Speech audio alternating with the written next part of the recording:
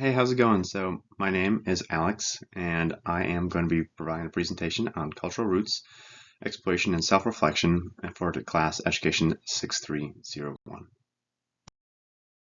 All right, influential topic number one. I don't think this is going to be difficult to guess if you can judge by some of the pictures, but overall, it's going to be religion. So, I think organ is always better than a guitar whenever I go to church these days. I just like some like the classical music, something kind of like that with a good heavy organ presence. There's always, a big sermon I kind of like with like, traditional communion. Everyone's kind of lined up, going, doing their thing. That's probably because I was raised in the church, essentially. Born and baptized relatively quickly in the church, and then I grew up in the church, going to Sunday school on Sundays. But yeah, I also go Monday through Friday to school in our school church as well. And I would have to do vacation Bible school and stuff like that in the summers. So there was a lot of church in my life. There was a huge family presence. I would always see grandma, grandpa, cousins in church, and there were a couple of different churches that family would go to, but mainly just the one. Now, that church was also relatively conservative. So, ultimately, why is that significant? Well, it's going to be a foundation of my morals, at least an early foundation of my morals. As you kind of see throughout the presentation, that will eventually be challenged. So, relatively, I grew up thinking of relatively conservatively in a religious sense and applying that to a lot of life. All right, so for next up, the second topic is going to be family history and kind of traditions that we were raised with. This was a lot of German influence in our family. We had multiple family members that immigrated, in the 1800s from Germany. I can remember my grandpa and my great grandma telling stories of how they spoke German all the time, and that actually inspired me to learn German when I was in middle school and a little bit of high school. Eventually, I got to go to Germany this last year. It was awesome. We did get to go to Oktoberfest, and there's a picture of my wife there and I at Oktoberfest, and we loved it. We also, my family and I love the German food, so it's very popular to have brats like all the time, aka sausages, I guess they would say in Germany. But we love eating brats, and you have to have brats with sauerkraut if you can't tell over there in the picture that I have. There's also other traditions that we use as well. The pickle on the tree is another one that's, I believe, a German heritage as well, where you put the pickle somewhere, hide it in the Christmas tree. And every year for Christmas, we always try to be the first one to find it. And you get like a little a special treat, which is usually just a little bit of German chocolate candy or something like that. Yeah, German chocolate cake. Uh, all that good stuff that is like anything that's even hinting at Germany, even if it's not like actually from Germany, the family loves it. That also inspired a tradition of polka dancing. So my I have these couple sides of my family. One side used to play for the band all the time. The other side used to go and dance. And I remember hearing stories of this all the time. Finally, I got to go myself. And my sister and I would start polka dancing, with our parents and cousins and grandparents. And our grandparents ended up taking us polka dancing every summer multiple times, multiple trips like across the state, and we loved it. We had a great time, and I think that really influenced me as well, just to like embrace the family culture and like the family heritage of like, all right, we like German stuff, and so like that's kind of always been a positive influence for me. This also extends into holidays as well.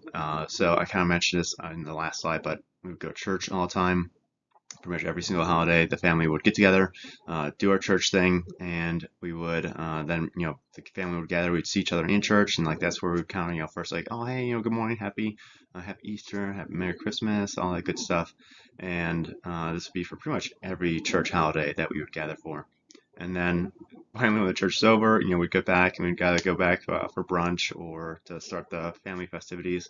And drinking is a little bit a part of, I guess, I always assumed it was German culture, but honestly, I think it's just kind of more inspiring to our family culture. Maybe it's because like we're always liking beer, but that extends into some other liqueurs as well. So why is this significant? Because it established family traditions, kind of what I already talked about. I've grown up with learning a lot of that stuff, and I've transitioned it over to my family as now I have a wife and children, and I'm trying to get them to like polka dancing. My wife doesn't like it as much. She will tolerate it, but she came up from a different culture than family culture than I did. So that's kind of one thing that I realized like that it's significant to me. I want to be significant for my kids as well. Especially with the little holidays and stuff like that. And the food, there's probably about 50-50 the transition between the blending and starting my new family. But it's something that I still want to carry, and we do carry on the pickle tradition to this day. All right, for number 3, this topic is pretty much thinking about like gardening and kind of like do-it-yourself almost type of stuff. So um, really, I think growing up, we used to have not really a farm, but like we had lots of land. We would try to, cultivate that land with, fruits, crops, vegetable, fruits, crops type of thing, not really to sell, but mostly to just use and give to other family members. So I grew up, trying to help in the garden and all that good stuff, and I actually really learned to love it, and I still love to this day. We finally got to plant a garden this last year, and it's been like 3 years since we last had a garden, just due to where my wife and I have been living. So we're very excited to have a garden again, and we really like, it's probably a trend here, pickles.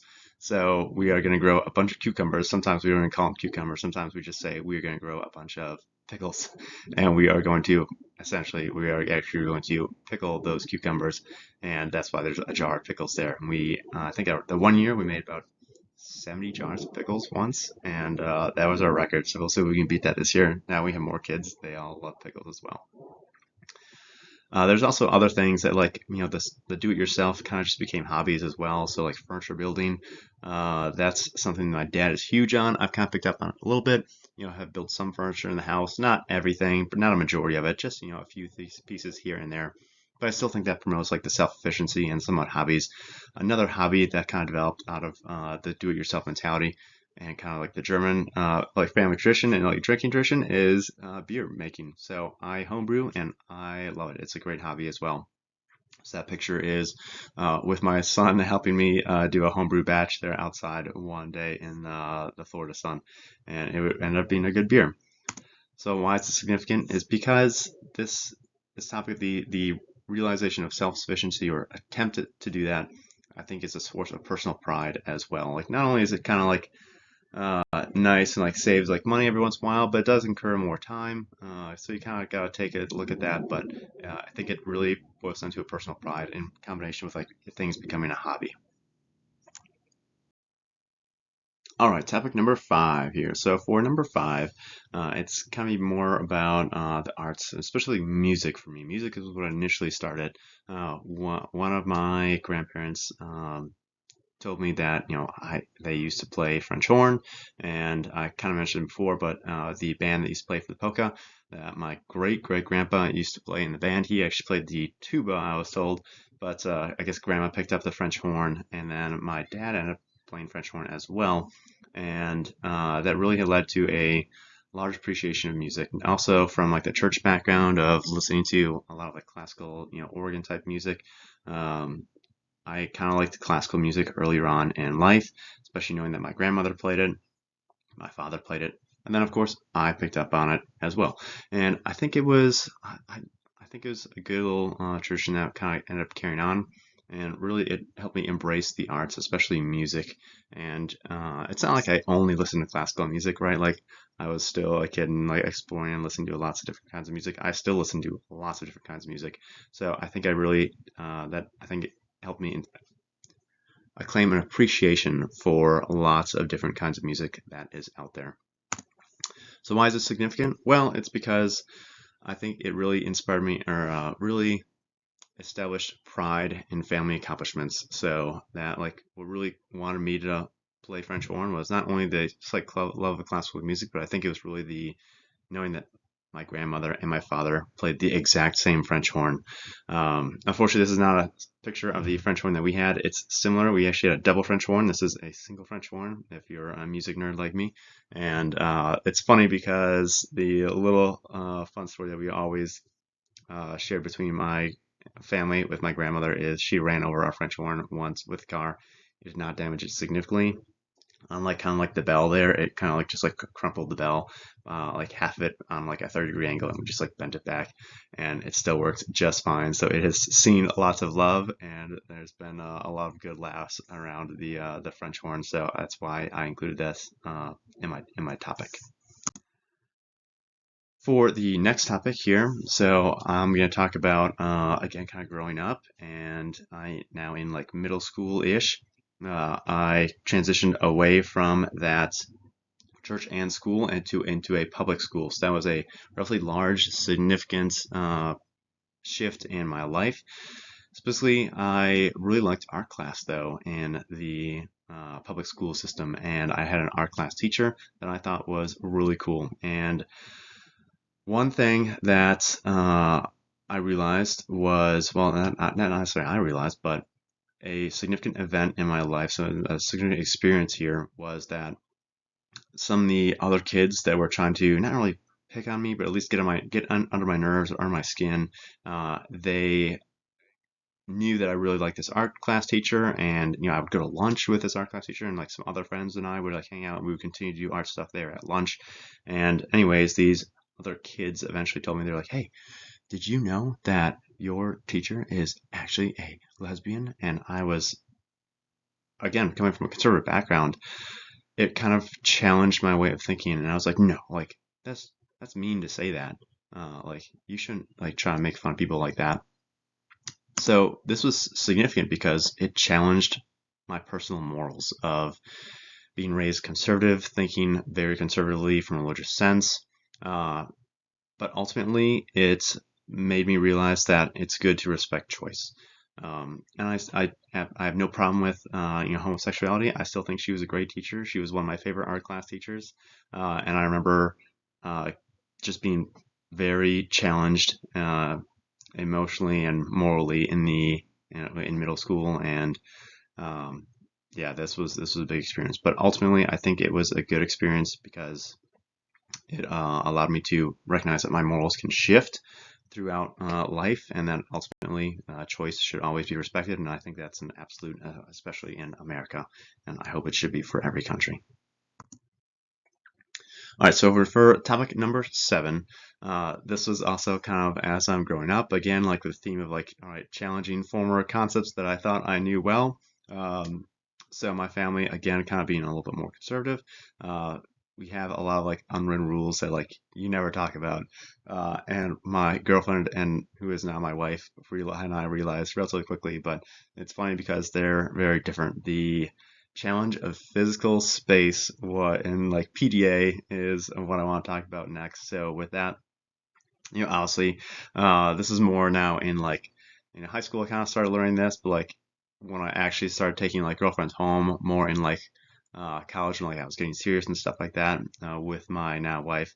I remember, and she remembers and jokes about this all the time. But going to my parents and meeting them for the first time, and I was like, no, we were like not holding hands, like maybe barely. Like, don't let my parents see. And she also specifically remembers me coming back from a study abroad trip. I was gone for like 3 months. The long distance relationship thing worked out great. And they're all at the airport. My mom, my dad, my grandma, my grandpa, my sister, my girlfriend, now wife, and she comes up to kiss me, and like we just do like a quick back on the cheek thing, just like up top there in that picture. And she was kind of hoping for a little bit more like than that, I guess.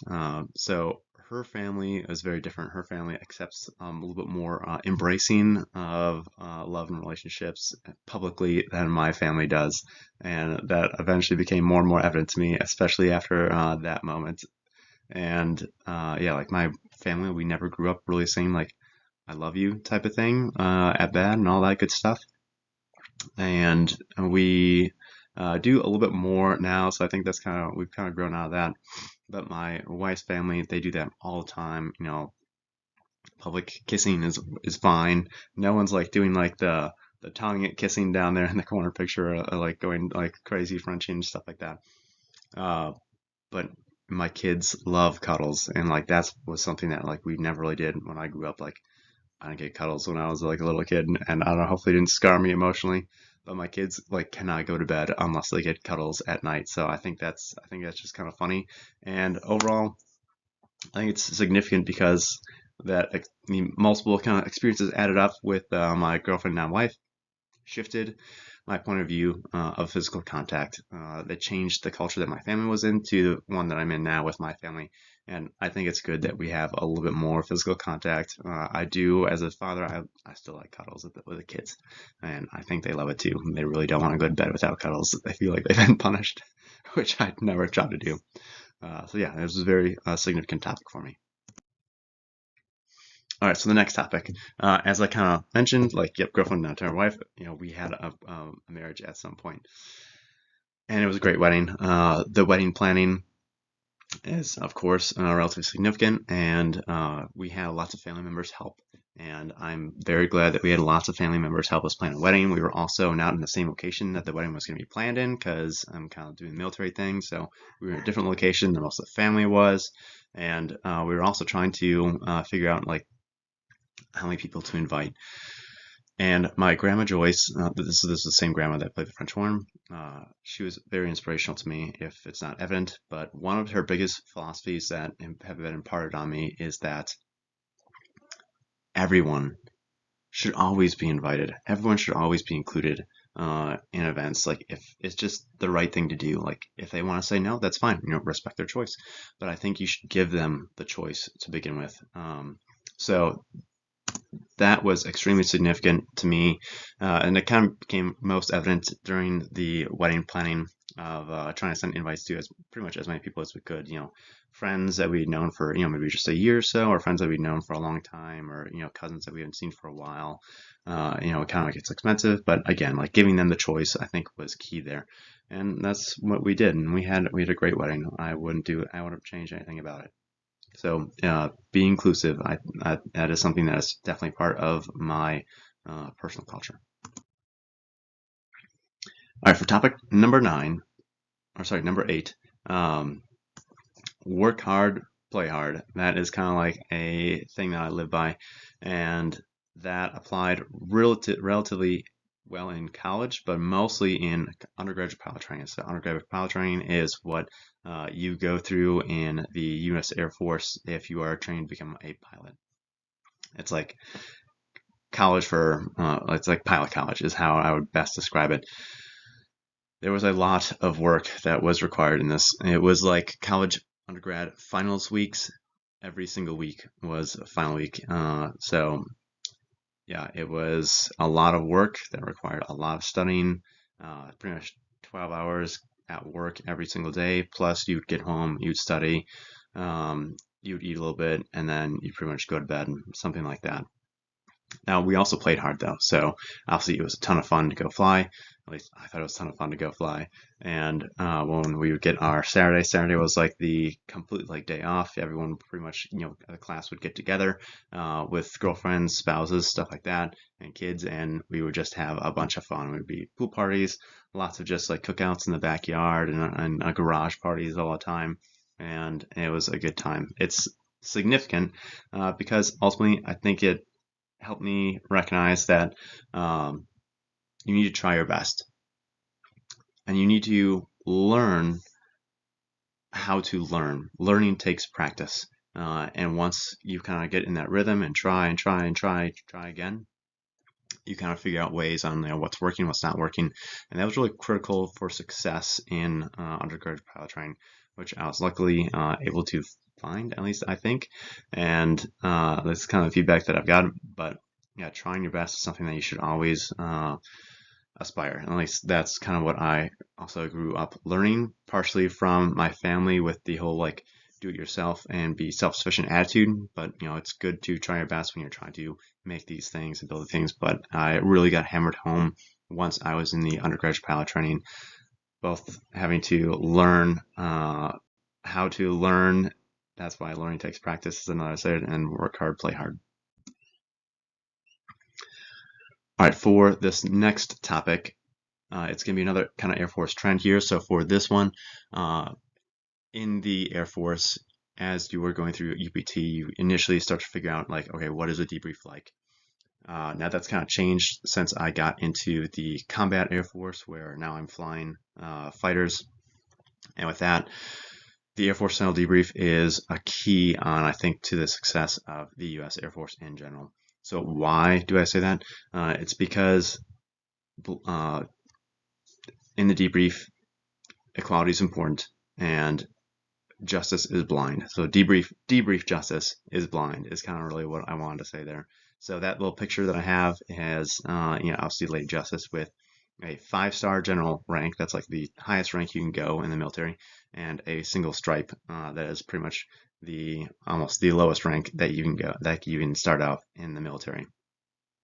In the debrief, at least for the Air Force, everyone's equal. You need to learn, because if you don't treat everyone equally, and if you're afraid to call someone out, if you're afraid to call out that 5-star because he messed up on something that he may not learn from that immediately, would be one critical thing. But the other critical thing is that other people may not be able to learn from his mistake as well. So we try to learn from not only our personal mistakes, but from others' mistakes as well. That is how we kind of try to learn in the debrief, and we do that by treating everyone equally. So we can recognize everyone, what everyone did well and what everyone did not do well, and how to fix those things. That's the basic gist of it. A story that kind of really highlights this is from a different Air Force. From what I've heard, there was like a colonel flying something like that, and there was bad weather. It was really tough to land the airplane, and they were going in first, and they unfortunately crashed. And apparently this was a trend of this one senior pilot, because he would always do this one thing and usually would work out, but others recognized it was error. They never said anything because he was their superior, and they're not supposed to, in that Air Force, they're not supposed to correct their superior. Their superior is always assumed right. That's why they're their superior. That does not exist in the Air Force, at least in the U.S. Air Force, and I'm glad that doesn't, and hopefully that avoids tragedies like what happened in the other Air Force. So why is this significant? Because it really kind of showed me that integrity of owning up to your successes and your failures is crucial, and that's how you learn. Again, kind of going with that past trend of like learning how to learn. This was a major part of it there. All right, for the last topic. Everyone's future is unknown. My future is unknown, and I'm trying to figure out, what are the best steps for the future? Like, how can I, mitigate the risks, and how can I try to capitalize on some success and current successes and have that carry over the future? One other thing I'm struggling with, though, is that I had a great childhood. At least I think I had a great childhood. Hopefully, it's kind of evident from some of the memoirs that I've been talking about and some of the pictures you've seen. And my children have been raised differently than I have been. I was not a military brat growing up. My kids are essentially military brats, where they're moving around all the time, and it's just different. And I'm recognizing that I can't raise them the same way that I want to. But we're also debating about pretty much retirement, on when to get out of the Air Force. I could get out sooner rather than later, or I could stay in for another 10-ish years, or 3 years at a time, type of thing. It's kind of where we are, what we're thinking about right now.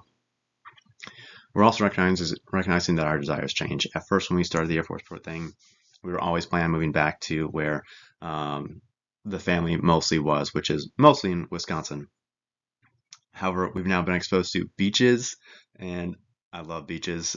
So does my wife, as evident by a picture down there where we get to live by the beach. And we've lived for 6 years. I think we've lived like 10 minutes from nice beaches, and it's been a great time. We've been very blessed. But we've also lately been able to live by snow, and we also kind of have been enjoying some snow and going skiing and snowboarding as well, as you can kind of see in that other picture. But it's just kind of a mental struggle right now, where we're just not sure what the future is going to hold, and we're not sure what we want. Do we go back to retire, be close by family? Do we stay and try to go back towards like more warmer climates, something like that? Try to go back to the beaches? Not sure. Why is this significant? Why is this topic significant? It's because I think it's good to have a plan for the future, but to live in the moment. So I think that's something that I kind of learned also kind of back in college at first, and then UPT. Like I didn't go to school for college on how to become a pilot, or like any aeronautical school or anything like that. I was an original finance undergrad, and that was always a plan B. I didn't have to use plan B, but I ended up going with plan A being the pilot thing, and I've loved it ever since. But the future is unknown, so I need to plan again. Try to have a plan A, have a plan B, but ultimately recognize that things might change and that we're going to be flexible for the future. So we're going to continue to take that mindset as we continue to attempt to plan for our future and where we're going to retire, or at least where the next job is going to take us, and then go from there, but enjoy the moment when we can. That's pretty much all I got for my presentation. Thank you so much for listening, and please feel free to send me a message if you have any questions. Thank you.